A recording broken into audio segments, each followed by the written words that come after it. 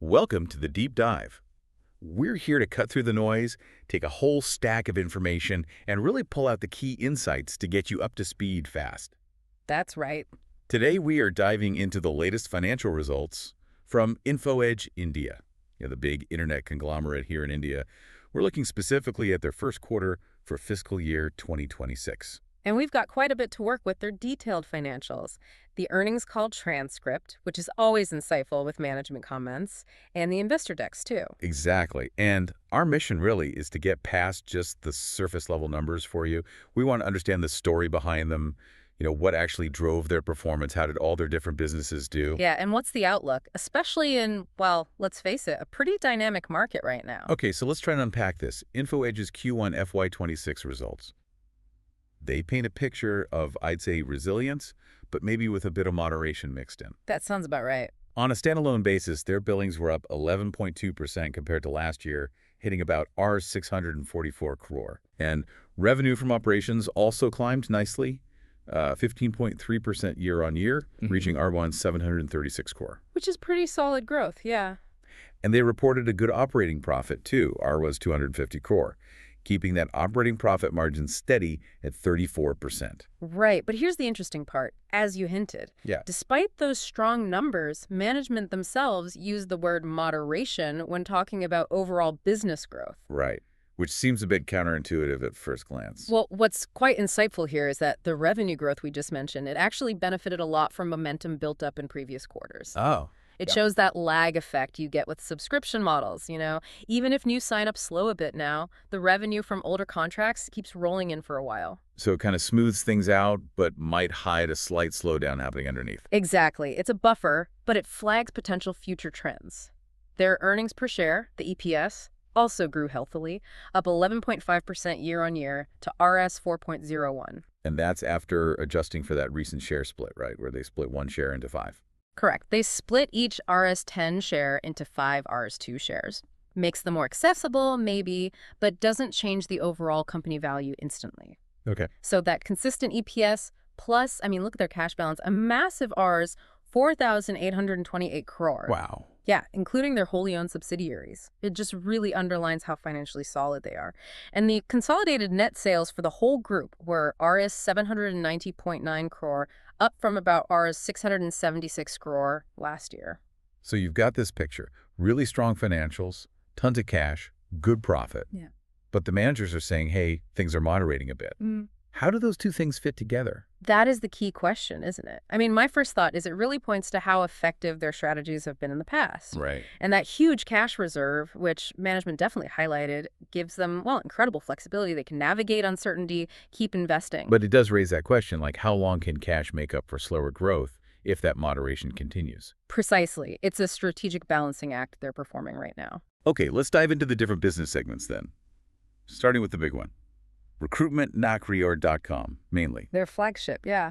So billings here grew 9% to Rs 470 crore. Revenue jumped 15% to Rs 542 crore. Still strong numbers. Yeah, and operating profit for recruitment was Rs 284 crore. That's a really healthy 53% margin. Very healthy. But that 9% billings growth for the core business is a slowdown compared to what they've seen before, isn't it? It is. That's the moderation they were talking about really showing up here. So what's causing it?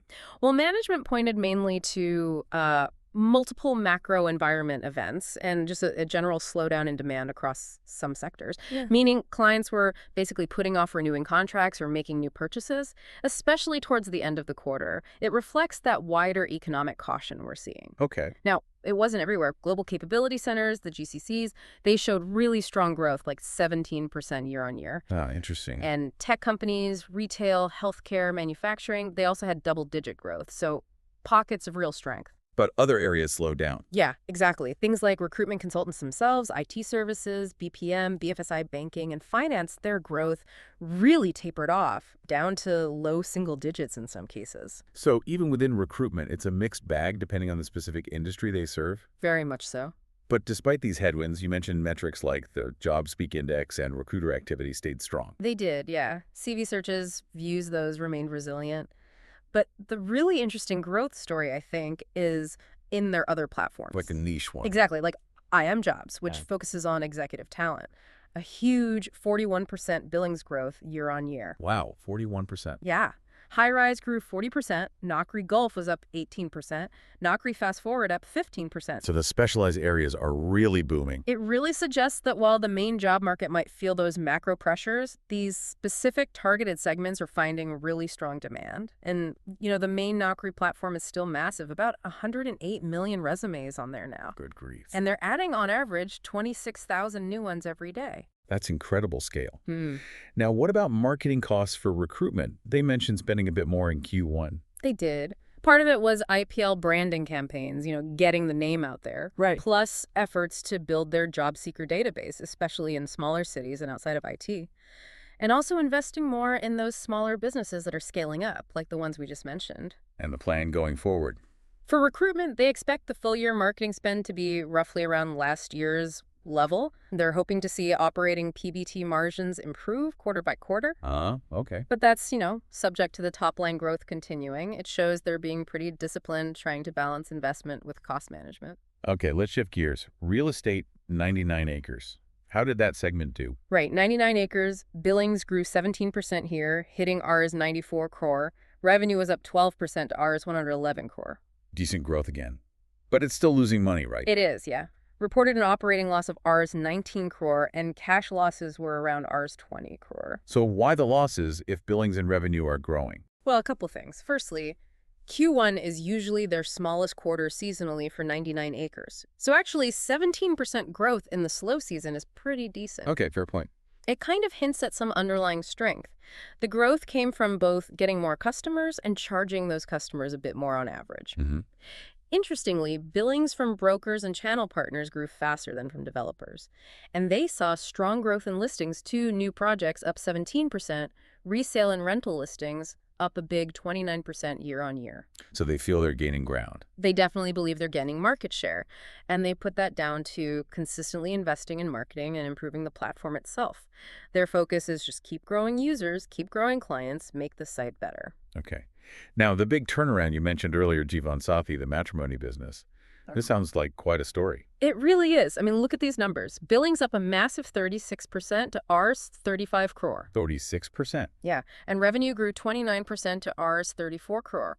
But the big news is that the business hit break even at the operating level and actually generated positive cash from operations about Rs 6 crore. That's huge for them, isn't it? A real pivot. Absolutely. A significant turnaround. And it seems to be driven by monetization efforts they've been pushing for the last year and a half. Okay. They're really focusing on the Hindi-speaking markets, where they think there's big long-term potential. And using AI, I read. Yes, cleverly using AI, too, for efficiencies in making creatives, improving the user experience on the platform, and getting better pricing. Smart. And their marketing spend, while it's up compared to last year, they've kept it in a pretty tight range, 12 to 15 crore rupees.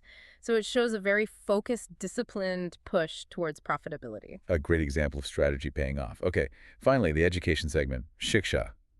How did that fare? Shiksha saw billings grow 8%, that's Rs 5 crore, and revenue up 19% to Rs 50 crore. Still profitable. Yes, it stayed profitable. Operating profit of Rs 6 crore, positive cash flow of Rs 2 crore. But it's facing some pretty unique challenges right now. Such as? Well, on one hand, domestic private universities offer a growth path, but internationally, they're seeing headwinds, higher U.S. visa rejection rates, for example. Ouch. Yeah, and maybe fewer job prospects for students going abroad, which is causing a shift toward places like the UK or Europe. Right. But maybe more critically, it's facing a direct challenge from these new AI tools, ChatGPT, Gemini, you name it. How so? Because Shiksha's model is largely content-driven, right? Providing information. But now these AI bots can just answer user questions directly. Bypassing the need to go to Shiksha's platform for that info. Exactly. It's like wanting travel info and your phone just tells you everything instantly instead of you going to a travel site. It really poses a big question for content-based businesses in this AI era. Definitely. How does Shiksha adapt? How do they de-risk? That's the million-dollar question for them. Did management talk about their overall AI strategy then?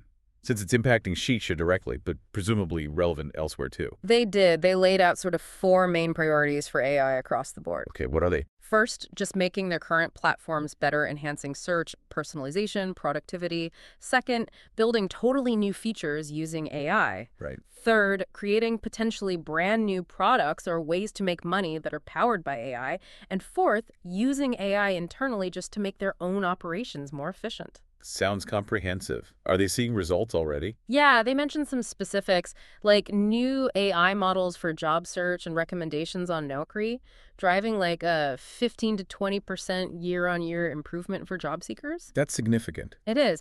And they're using generative AI tools for things like creating content, marketing campaigns. But interestingly, they also said they haven't seen a major impact from external AI models on Naukri or 99 Acres yet. Unlike Shiksha. Unlike Shiksha, exactly. Yeah. So the impact varies a lot by business model, it seems. It really sounds like they are investing heavily in this future tech. And that huge cash balance we talked about, nearly 5,000 crore, must really help there. Oh, absolutely. It gives them the firepower to make these kinds of long-term bets. And don't forget their investment portfolio beyond the main businesses. Right, they have stakes in other companies too. Significant ones. In listed companies, think Zomato, which they list as Eternal and PB FinTech. Carrying values are around Rs 136 crore and Rs 575 crore, respectively. Okay. Plus, they have about 20 active unlisted financial investments worth about Rs 640 crore on their books, and other strategic investments valued around Rs 400 crore. So, a pretty diverse portfolio. Yeah, it gives them another layer of strategic advantage and potentially more capital down the line. Oh, They also just approved a deal involving Shop Kirana. what's that? It was a joint venture. They're transferring their stake in it in exchange for shares in Udon Himoop e-commerce, so Shop Kirana won't be a JV for them anymore. Interesting restructuring there. And on the earnings call, there was talk about potentially recycling capital from these investments, like selling some stakes. Yes, that came up, specifically regarding Zomato, I think. Management basically said any decision to sell would depend entirely on their view of future growth potential. So, sell now or hold for potentially more later. Exactly. What maximizes shareholder value? They said they discuss it internally all the time, but no immediate plans announced. It just shows their long-term value-focused approach. Okay, so wrapping things up. Yeah. How did management summarize the quarter overall? What was the final message? Well, Hitesh Aburay, the CEO, he pretty much acknowledged that moderation in growth, especially in recruitment, blaming those geopolitical headwinds and the sector slowdowns we discussed. Pretty balanced, that. He did. He also highlighted the steady progress in the non-recruitment businesses. 18% billings growth overall there, gaining market share, and cutting down cash losses, especially with Jeevansathi turning profitable. Right, and the CFO. Chintan Thakur, the CFO, he really emphasized that even with all the macro uncertainty, the business delivered steady EPS growth. And he pointed back to that strong cash balance and ongoing cash generation as providing real financial strength. So, cautious optimism seems like the theme. I'd say so. They sounded hopeful about recruitment picking up momentum in the next few quarters if the overall economy improves, and they seem confident about delivering better sustainable margins going forward. It's interesting how they balance acknowledging the current issues but still projecting confidence, like with marketing spend. Yeah, that was a good example. They said they can be flexible, keep investing heavily in 99 Acres and Jeevansathi to grab market share, but maybe pull back a bit on Naukri's branding spend if the growth there stays slow. It's adaptable. And what about pricing? Can they still raise prices in this kind of environment? That's a tricky one, isn't it? They admitted, look, InfoEdge platforms are still great value, cheapest, fastest way to hire, often. But it's just easier to push through price hikes when the market's booming, much harder when demand is soft. So their approach is basically, let's wait and see. Don't rush into pricing decisions. Exactly. Wait for things to settle down was the phrase used. They did mention July started a bit better for both Naukri and 99 Acres, strong collections. But still, overall caution remains the watchword, given the uncertainty. Understood. Well, that was quite the deep dive into InfoEdge's Q1. We've covered a lot, from how each segment performed, the impact of macro factors, their strategic investments, the AI angle. Yeah, definitely a complex picture. You've got a good handle now, I think, on their financial health, where each business stands, and their strategies moving forward, especially around AI and market share battles. So the final thought for you, our listener, to maybe chew on is this. We're in this time where tech, especially AI, is both creating huge opportunities but also disrupting established ways of doing things like we saw with Shisha. Hmm. So how will a company like InfoEdge, with its strong finances and diverse businesses, actually navigate these shifts? How do they leverage things like AI to create long-term value, even while dealing with these short-term economic bumps? And what completely new opportunities might pop up for them as the world keeps changing, driven by both tech and these global economic shifts. Something to think about.